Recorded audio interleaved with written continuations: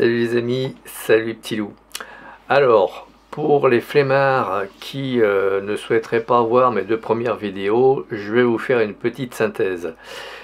Une amie m'avait demandé voir s'il était judicieux d'acheter un Nikon FM. Je lui ai répondu que non, pas vraiment trop. Je lui ai expliqué pourquoi. Dans un premier temps, je lui ai expliqué vaguement la démarche pour faire des photos en noir et blanc. Et dans un second temps, je lui ai indiqué que la dynamique, c'était pas tout à fait ça. Aujourd'hui, je vais vous faire la synthèse des deux premières vidéos et je vais compléter bien évidemment. A tout de suite. Dans un premier temps, je lui ai dit, il y a un petit souci, il y a plusieurs petits soucis. Le premier de ces petits soucis, c'est que Nikon ne répare plus le Nikon FM et que, pour te donner un parallèle, le D3 n'est plus réparable depuis 2 ou 3 ans. Alors a fortiori le Nikon FM. Alors tu as intérêt à ce que le Nikon FM soit nickel chrome, mais bon, j'y crois pas trop. Un truc qui date des années 70-80, je vois pas comment il pourrait être nickel chrome.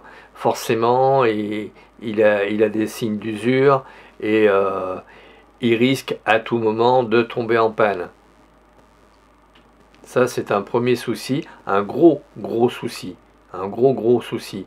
Parce que mettre 300-350 € dans un boîtier argentique qui date de Mathusalem, et si l'on veut s'en servir, parce que bon, si tu le mets dans une vitrine, c'est pas un problème, mais si tu veux t'en servir, là oui, ça va être un problème. Deuxième souci, c'est équiper un labo, ça coûte des sous. Alors, je te donnerai après une version édulcorée du tirage papier. Alors, si tu achètes un agrandisseur, ça te coûtera quasiment autant que d'acheter ton Nikon FM. Il faudra donc l'agrandisseur, des bassines, du papier chimique, des produits chimiques, du papier. Ça coûte des sous. Et quand tu tireras une centaine de photos, ça te coûtera systématiquement, toutes les 100 photos, 112 € je crois. Un truc comme ça. 112 €. Tu verras le détail dans le bas de la vidéo. C'est clair, net et sans bavure. Alors, troisième souci, toi qui as l'habitude de regarder immédiatement le résultat de tes prises de vue, tu risques d'être violemment frustré dans la mesure où il faut développer ta pellicule, il faut que ta pellicule soit bien développée, même si ta prise de vue a été concoctée aux petits oignons, il faut que ton développement négatif le soit aussi, et il va falloir que tu attendes. Il va falloir que tu attendes d'aller dans ton labo. Alors c'est vrai qu'il y a des gens qui m'ont dit « Ouais mais bon, si on lui conseille d'acheter le Nikon FM, il existe des associations et des clubs photo. » Oui, ok, c'est vrai. T'en as pas un au coin de Châteaucru, donc se pose le problème d'aller à ton club photo. Tu es chez toi, tu es en numérique, tu tires avec ton imprimante couleur, voilà. Tu veux tirer une photo, tu tires une photo. T'as pas besoin d'aller dans ton club photo pour aller tirer ta photo. C'est tout con, mais ça fait partie des petits avantages du numérique, entre autres. Un petit truc, hein, je te dis ça, mais je te dis rien, c'est l'engouement à une certaine époque des photos Polaroid. Pourquoi? Tout simplement parce que on faisait clic-clac Kodak, et on attendait 30 secondes, et on avait sa photo directement sur son petit papier. Voilà, mais bon, je te dis ça, je te dis rien, tu fais comme tu veux. Hein. Avec ton appareil photo numérique, tu fais une prise de vue, tu regardes ta photo sur l'écran, si elle est bien exposée, si elle est nette, eh ben, elle est bonne. Avec l'argentique, c'est pas forcément le cas. Et puis, je vais te donner quelques chiffres, alors permets-moi de regarder ma fiche. À un moment donné, au moment de leur sortie, un Nikon F4S coûtait 14 000 francs, soit 2134 €. Un Nikon F5 coûtait 15 000 francs, soit 2134,32 €. Le M4P, qui était un Leica, faisait quant à lui dans les 14 000 francs environ, donc dans les 2134 € environ. Actuellement, j'ai été voir par curiosité sur eBay, sur la baie, le prix d'un M4P. Ouh, 1190 €, soit 7805 francs. Donc quand on dit que le numérique est cher, ouais, enfin bon, tout est relatif, hein. Ton D5300, il t'a coûté 350 € avec un 1855. Je te le rappelle. Tu en es tout à fait satisfaite d'ailleurs. Continue. La question est, quel avantage substantiel procure l'argentique? Et surtout, la photo argentique noir et blanc. Parce que, a priori, je n'ai pas vu, et pourtant j'ai cherché un petit moment quand même, hein, j'ai cherché du papier couleur pour négatif, je n'en ai pas trouvé. J'ai trouvé par contre du papier noir et blanc sur Amazon, du révélateur, du fixateur. Bon, alors après le vinaigre blanc pour arrêter la montée du révélateur, tu en as, hein, je veux dire que ça c'est pas un souci. Et si tu fais le calcul d'une boîte 10-15 de 100 photos, plus l'achat de ta pellicule noir et blanc aux alentours de 10, 15, 20 €, ça c'est un prix moyen, hein, je veux dire, je n'ai pas été chercher non plus les prix, je te l'avouerai, hein. Eh bien, tu en as pour plus de 100 €, systématiquement, toutes les 3 pellicules. Je veux dire que toi qui ne gagnes pas des 100 et des 1000, c'est pas à mon avis, ce n'est pas la solution de prédilection pour quelqu'un comme toi. Alors par contre, tu gagnes au loto ou tu gagnes au tiercé, bon après tu fais ce que tu veux de ton pognon, hein, ça c'est clair, hein. Alors quel est l'avantage de faire de l'argentique? Il n'est pas pécuniaire, parce que ça coûte 2 fois plus cher que de faire du numérique et de tirer ses photos avec son imprimante jet d'encre, entre le pack couleur et le papier couleur. C'est 2 fois plus cher, le noir et blanc, et c'est du noir et blanc. Si tu fais des photos de pierres, de vieilles pierres, ouais, le noir et blanc ça peut être super sympa. Par contre, tu veux faire des photos d'un beau massif de roses,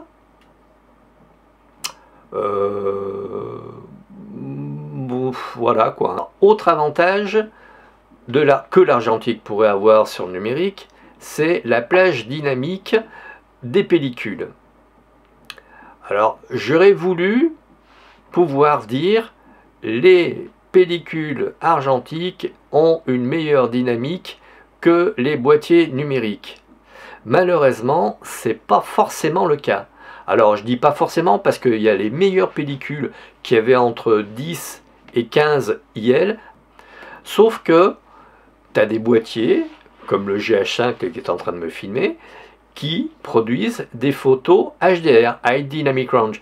Qui plus est, Adobe propose des logiciels de retouche photo. J'ai pris Lightroom au hasard, c'est moins cher et c'est moins l'usine à gaz que Photoshop. Donc avec Lightroom, tu as la possibilité aussi de faire du HDR. Tu fais plusieurs photos en basse lumière, moyenne et haute lumière. Alors avec une incrémentation, mettons, de 1/3 de diaphragme, à chaque fois, tu fais 5 photos et tu as une super belle photo HDR. Donc là, l'argentique est encore une fois battu. Alors on va me dire pour le numérique, ouais mais bon, il faut acheter le logiciel. Oui, bah, enfin, sauf qu'il faut acheter la pellicule, il faut acheter les produits chimiques, il faut acheter le papier. C'est vrai que le papier, il faut aussi l'acheter pour les photos numériques.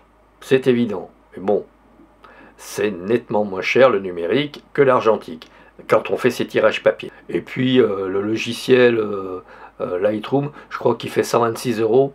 Donc, et une fois pour toutes, je veux dire qu'il y a des mises à jour qui sont faites, ok, mais tu as acheté le logiciel une bonne fois pour toutes. Tu n'es pas obligé de te l'acheter toutes les 100 péloches, ou toutes les 50.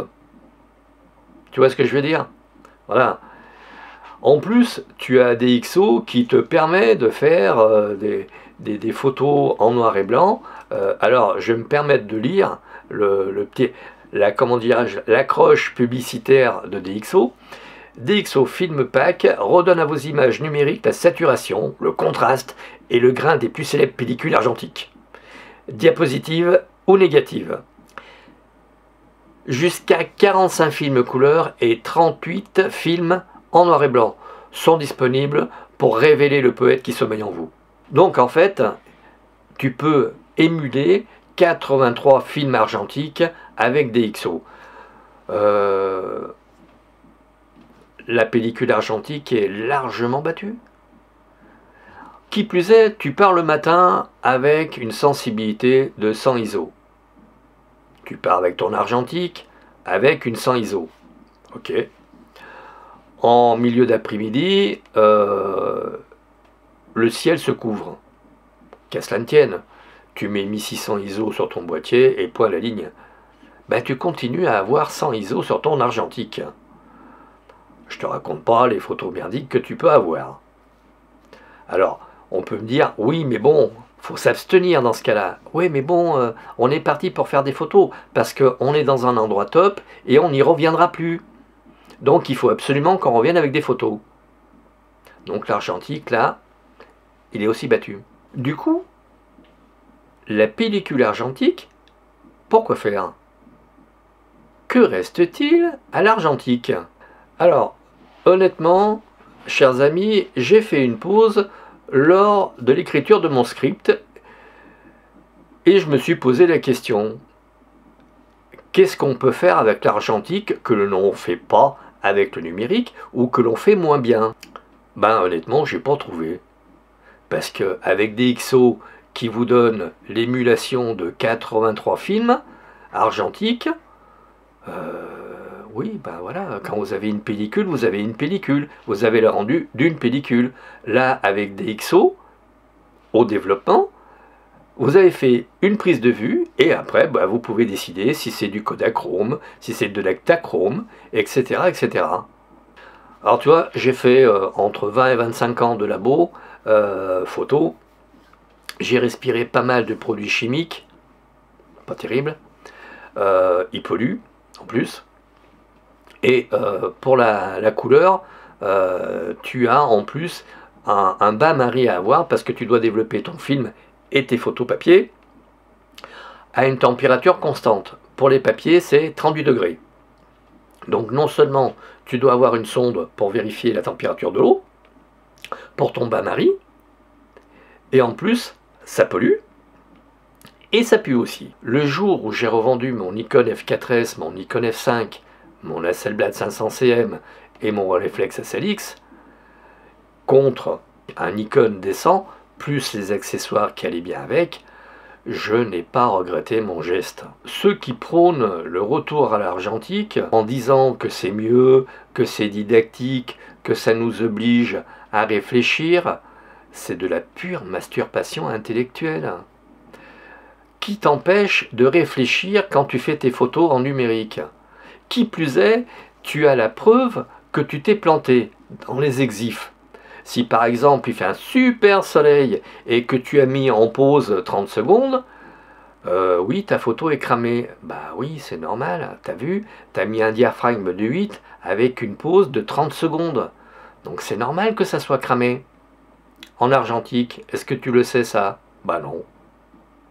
Encore un truc contre l'argentique. Alors, profite des miracles du numérique, à savoir l'affichage instantané de ta photo, sa souplesse.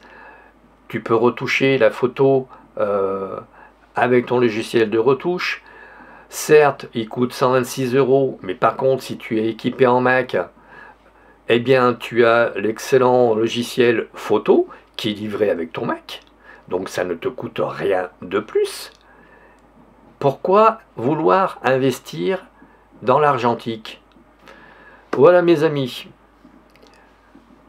je vous ai livré à peu près mes réflexions sur le sujet. À un moment donné, j'ai repris le cours de l'écriture de mon script et je me suis dit, bon, c'est pas la peine que j'aille plus loin. Il y a tellement d'avantages à faire du numérique avec par exemple des DxO parce qu'on veut avoir le rendu d'un Ektachrome ou d'un Tri-X, Tri-X-Pan. 400 ISO.